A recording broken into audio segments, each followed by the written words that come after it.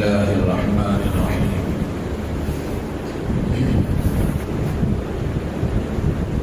الحمد لله وكفى وسلام على عباده الذين اصطفى.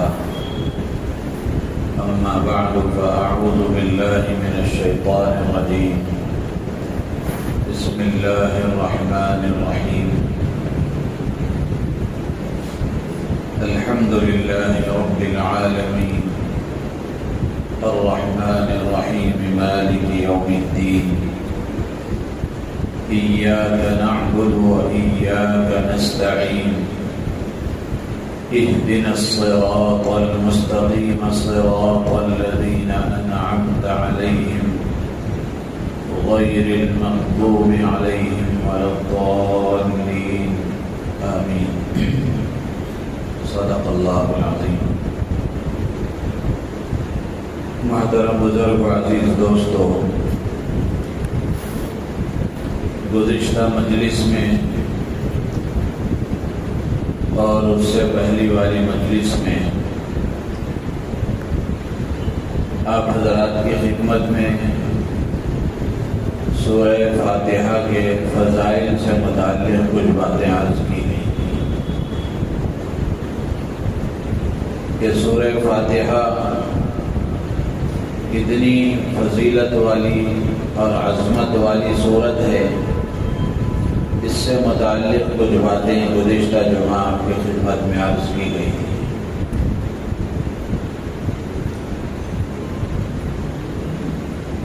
اس وقت آپ حضرات کے سامنے سورہ فاتحہ کو شروع کریں گے. سب سے پہلے ان آیتوں کا ہم ترجمہ سن لیتے ہیں. اللہ تعالیٰ فرماتے ہیں کہ الحمدللہ رب العالمین، کہ ساری تعریفیں اس اللہ کے لیے ہیں جو تمام جہانوں کا رب ہے، پالنے والا ہے. الرحمن الرحیم، جو بہت زیادہ مہربان ہے اور سب پر مہربان ہے. بہت زیادہ مہربانی کرنے والا اور سب پر رحم کرنے والا ہے. مالک یوم الدین، بدلے کے دن کا مالک ہے. ایاک نعبد و ایاک نستعین، اے اللہ ہم تیری ہی عبادت کرتے ہیں اور تجھ ہی سے مدد مانگتے ہیں. اہدنا الصراط المستقیم، ہمیں سیدھے راستے پر چلا. صراط الذین انعمت علیہم، ان لوگوں کے راستے پر جن پر تو نے انعام فرمایا. غیر المغضوب علیہم ولا الضالین، ان لوگوں کے راستے پر نہیں جن پر تیرا غضب نازل ہوا اور جو سیدھی راہ سے بھٹک گئے، گمراہ ہو گئے، ان لوگوں کے راستے پر نہ چلا. یہ سورہ فاتحہ کا مکمل ترجمہ ہوا. قرآن کو پڑھنے کے لیے سب سے پہلے تعوذ اور اعوذ باللہ من الشیطان الرجیم پڑھنے کا حکم دیا گیا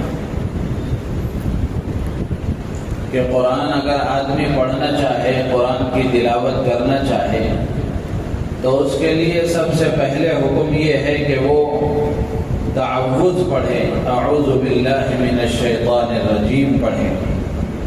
اس کو تعوذ بھی کہتے ہیں اور استعاذہ بھی کہتے ہیں. قرآن پاک میں اللہ تبارک و تعالی نے حکم دیا فَإِذَا قَرَأْتَ الْقُرْآنَ فَاسْتَعِذْ بِاللَّهِ مِنَ الشَّيْطَانِ الرَّجِيمِ، جب تم قرآن پڑھنے کا ارادہ کرو تو شیطان مردود سے اللہ کی پناہ مانگو. شیطان مردود سے اللہ کی پناہ میں آ جاؤ، اللہ کی پناہ لے لو. تو یہ تعوذ اور استعاذہ اعوذ باللہ من الشیطان الرجیم پڑھنا، جمہور علماء نے لکھا ہے کہ قرآن کی تلاوت کے وقت میں اس کا پڑھنا مستحب ہے، اور بعض علماء نے لکھا ہے تفسیر بغوی میں امام بغوی رحمۃ اللہ علیہ نے اور بھی بہت سارے مفسرین نے لکھا ہے کہ قرآن کی تلاوت کے وقت میں تعوذ اور استعاذہ کا پڑھنا سنت ہے۔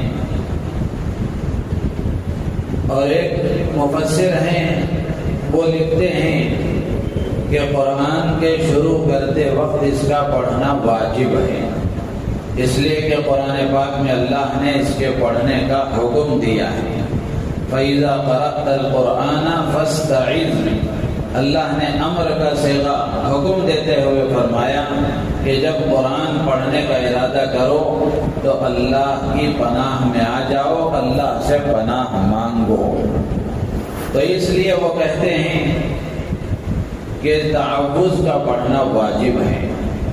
علامہ ابن سیرین رحمۃ اللہ علیہ نے لکھا ہے، فرماتے ہیں کہ یہ جو واجب ہے، اس واجب کے ذمے سے ساقط ہونے کے لیے زندگی میں ایک مرتبہ اگر آدمی تعوذ پڑھ لے گا تو واجب تو ساقط ہو جائے گا۔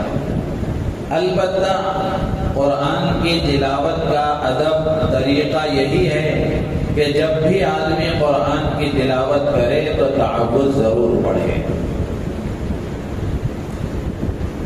حضرت عبداللہ ابن عباس رضی اللہ تعالی عنہما نے فرمایا کہ سب سے پہلے جبرائیل امین علیہ السلام جو چیز لے کر آئے وہ یہ تھی کہ انہوں نے اللہ کے نبی حضرت محمد الرسول اللہ صلی اللہ علیہ وسلم کی خدمت میں حاضری دی، اور انہوں نے اللہ کے نبی علیہ السلام سے گزارش کی کہ یا محمد استعذ، اے محمد صلی اللہ علیہ وسلم اللہ سے پناہ طلب کیجئے، اللہ کی پناہ مانگیے۔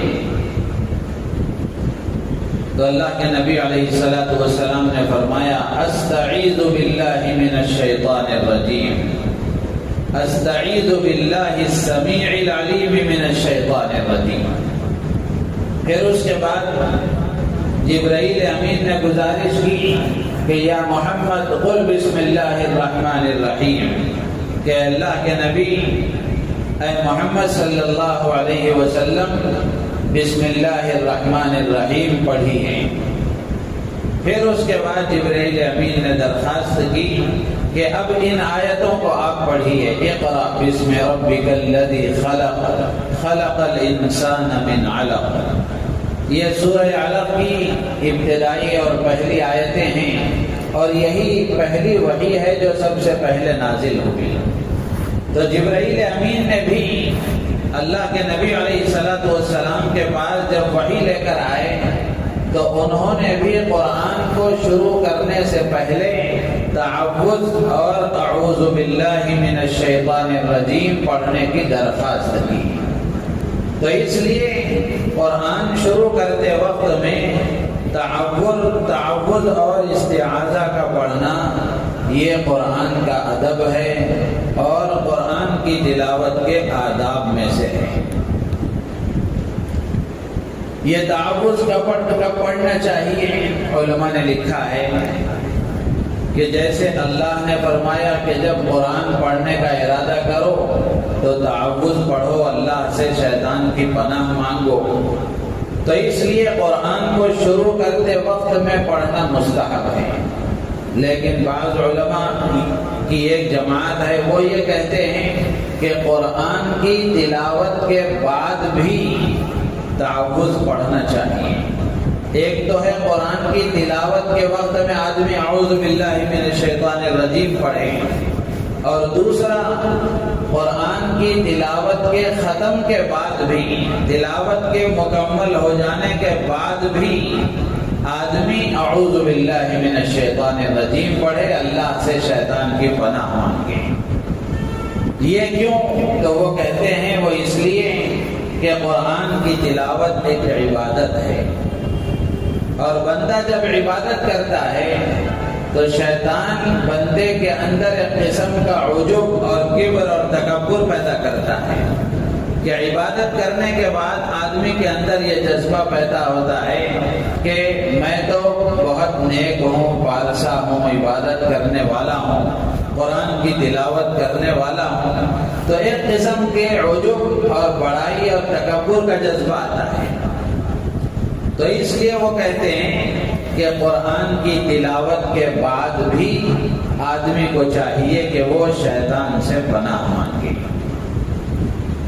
اور اسی کے ساتھ ساتھ جب یہ بات کہی جا رہی ہے کہ قرآن کی تلاوت کو شروع کرتے وقت میں شیطان سے پناہ مانگنی چاہیے، اعوذ باللہ من الشیطان الرجیم پڑھنا چاہیے، تو ذہن میں ایک سوال آتا ہے کہ کیوں اعوذ باللہ من الشیطان الرجیم پڑھنے کا حکم دیا گیا؟ امام راضی رحمۃ اللہ علیہ فرماتے ہیں کہ قرآن کی تلاوت کے وقت میں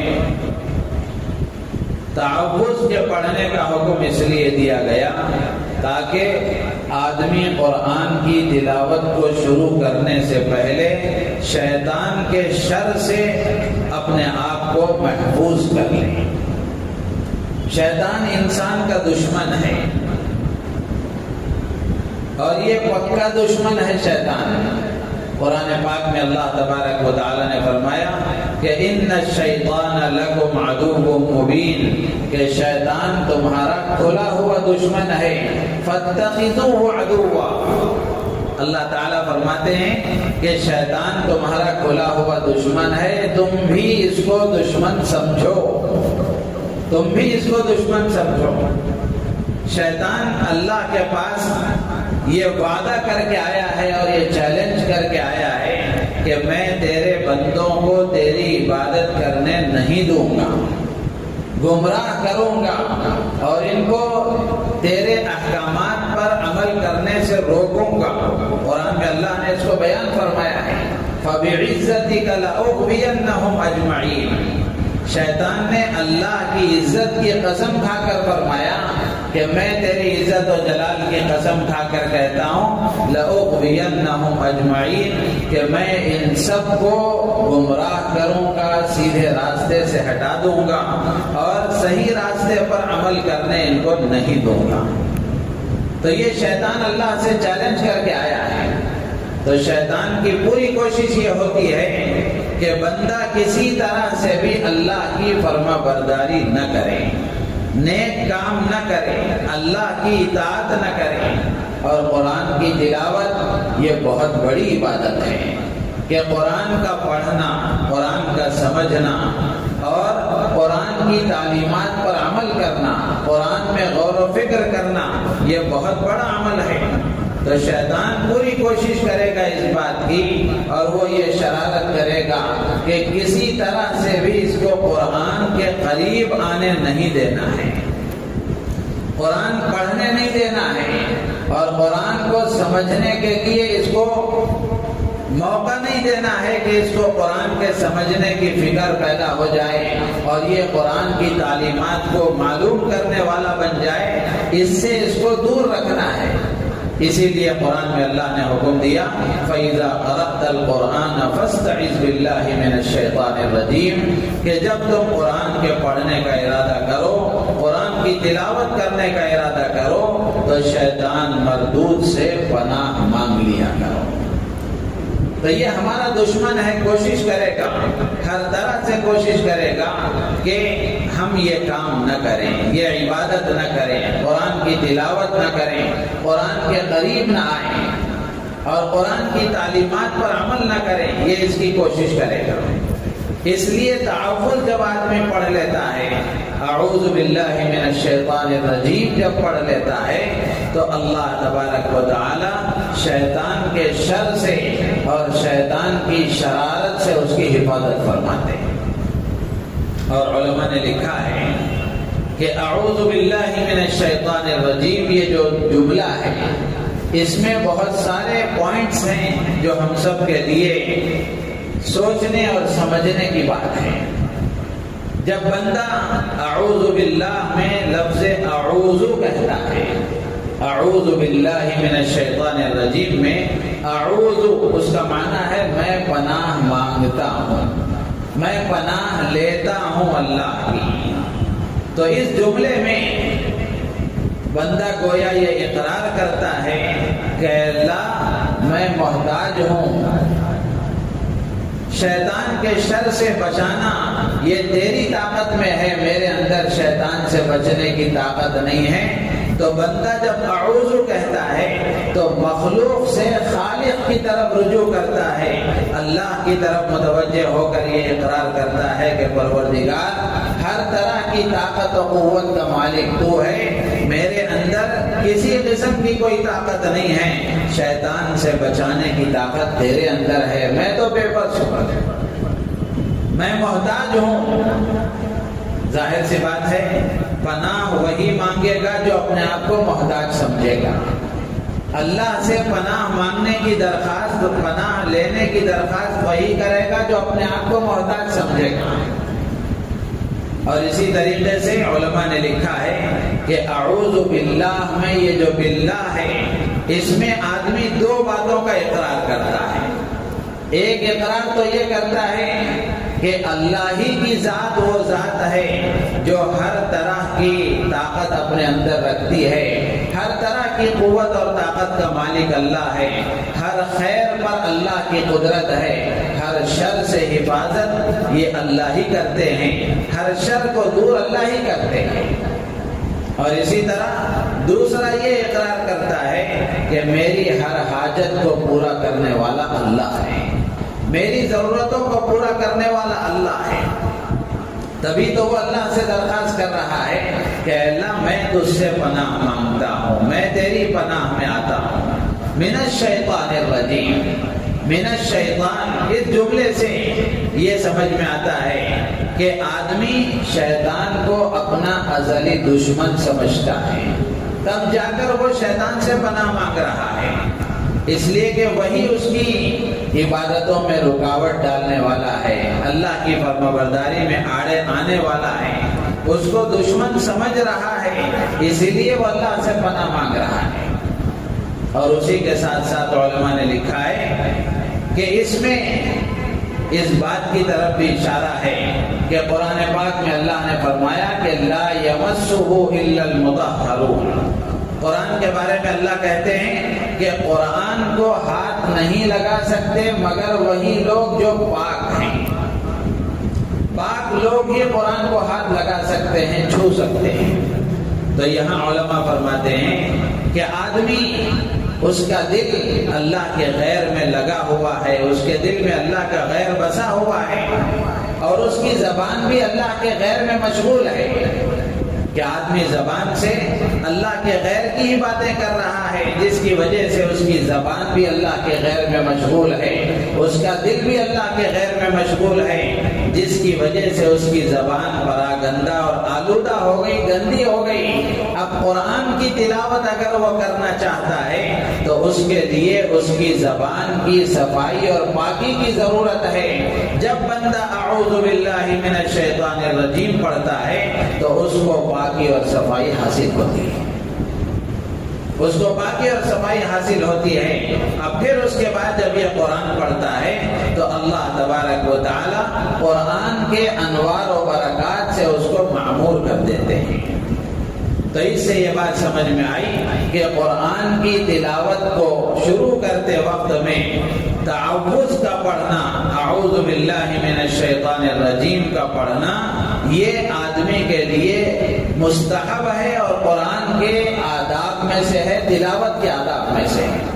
اور شیطان سے پناہ مانگنا، تعوذ کا پڑھنا، یہ صرف امت محمدیہ کے خصوصیات میں سے نہیں ہے، یا پھر صرف اس کا حکم ہمیں ہی نہیں دیا گیا۔ قرآن پاک میں اللہ تبارک و تعالیٰ نے انبیاء کرام علیہ السلام کے واقعات بیان فرمائے ہیں۔ اللہ نے صرف ہمیں ہی حکم نہیں دیا ہے کہ ہم شیطان سے پناہ مانگیں، بلکہ اللہ تبارک و تعالیٰ نے اپنے خاص برگزیدہ پاکیزہ بندوں کو بھی حکم دیا ہے۔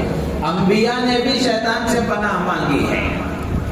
چنانچہ قرآن میں اللہ تبارک و تعالی نے امام الانبیاء ہم سب کے محسن آقا حضرت محمد رسول اللہ صلی اللہ تعالی علیہ وسلم سے فرمایا کہ وَقُلْ رَبِّ أَعُوذُ بِكَ مِنْ حَمَزَاتِ الشَّيَاطِينِ وَأَعُوذُ بِكَ رَبِّ أَن يَحْضُرُونِ۔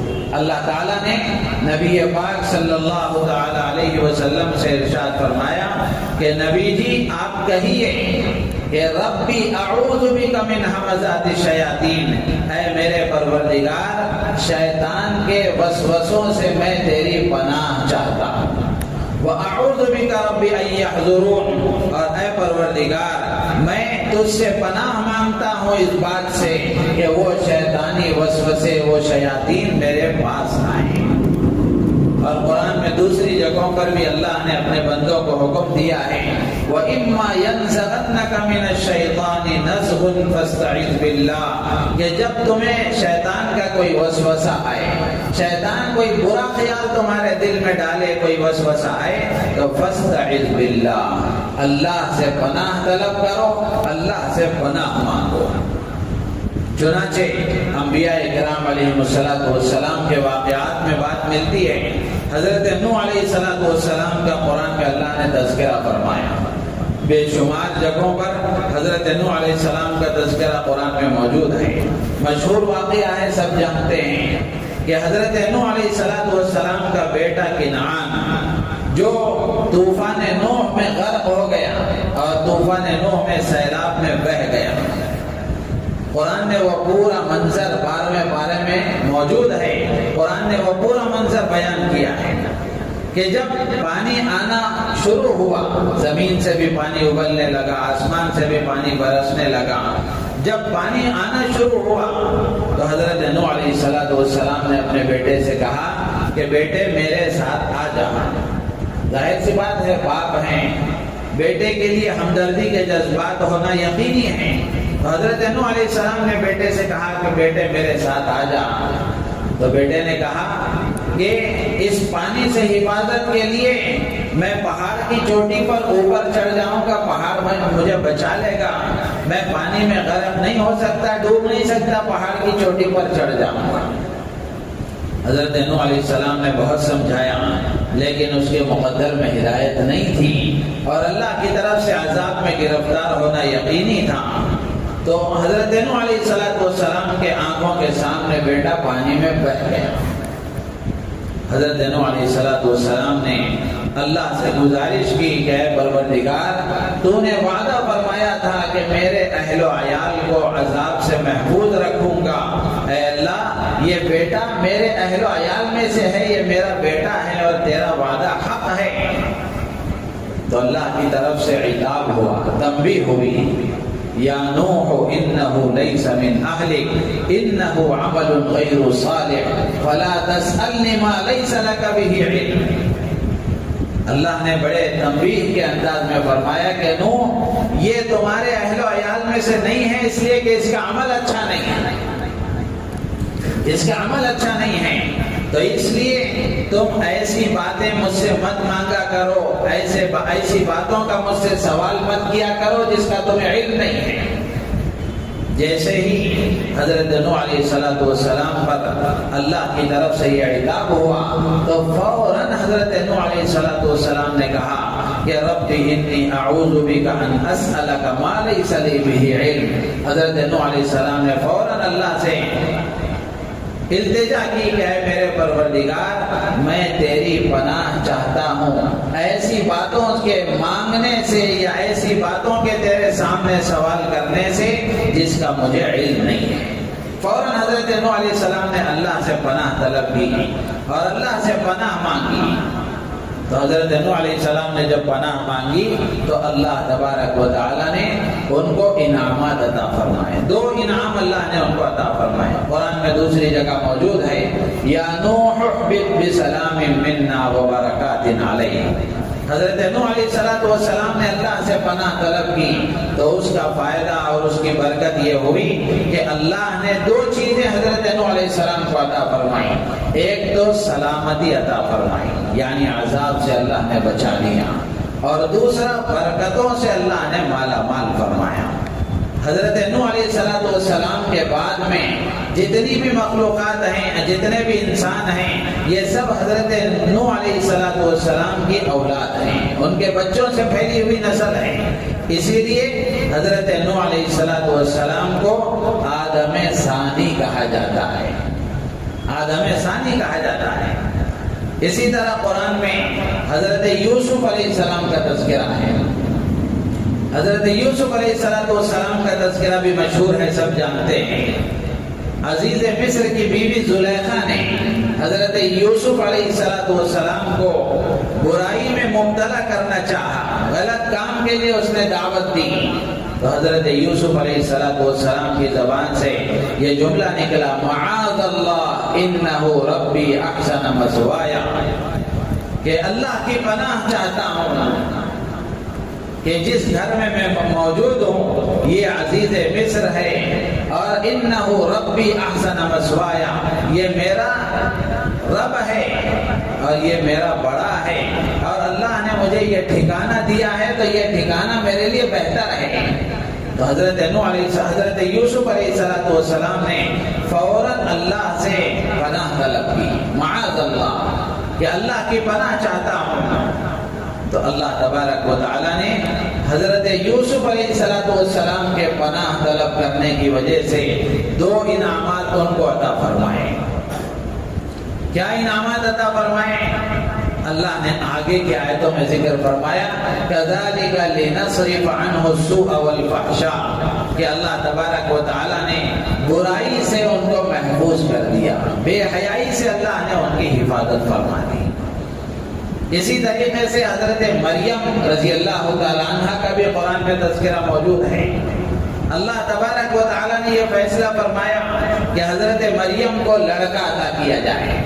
حضرت مریم کے شوہر تو نہیں تھے، اللہ تبارک و تعالیٰ نے فیصلہ فرمایا کہ ان کو لڑکا دینا ہے.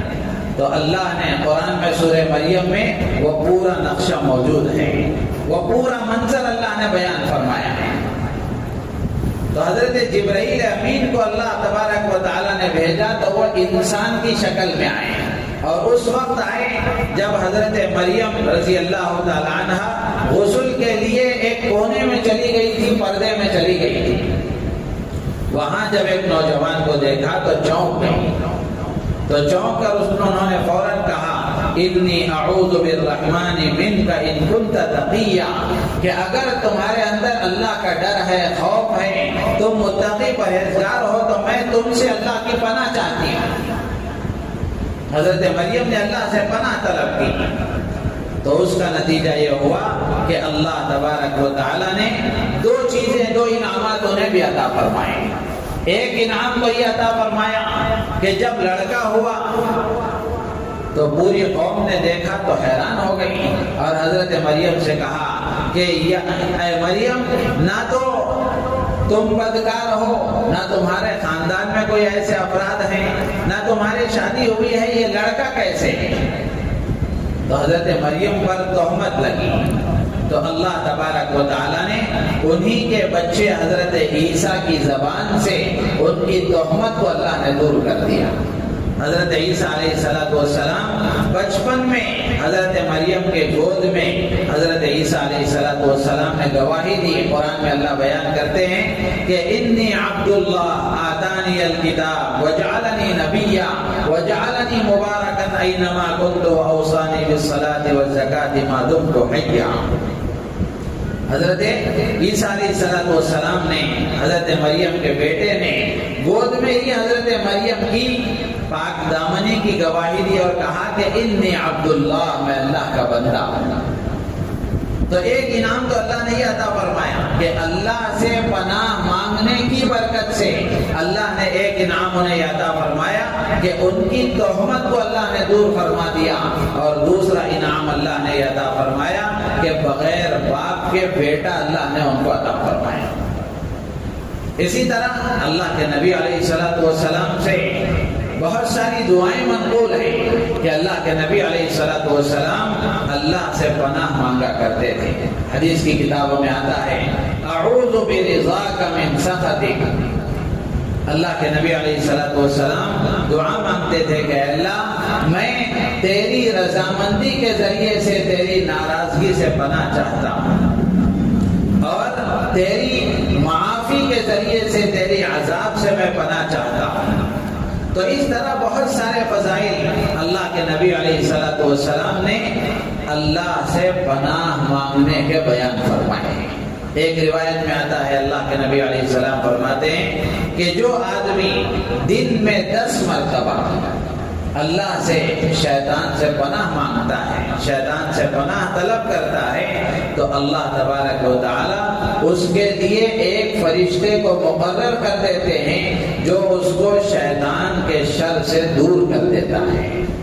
اسی طرح ایک اور روایت میں آتا ہے اللہ کے نبی علیہ السلام نے ارشاد فرمایا کہ جو آدمی کسی جگہ پر جاتا ہے وہاں پڑاؤ ڈالتا ہے، قیام کرتا ہے اور یہ دعا پڑھتا ہے اعوذ بکلمات اللہ التامات من شر ما خلق، کہ میں اللہ کے مکمل کلمات کے ذریعے سے اس کی مخلوق کے شر سے پناہ چاہتا ہوں. یہ دعا کا ترجمہ ہے.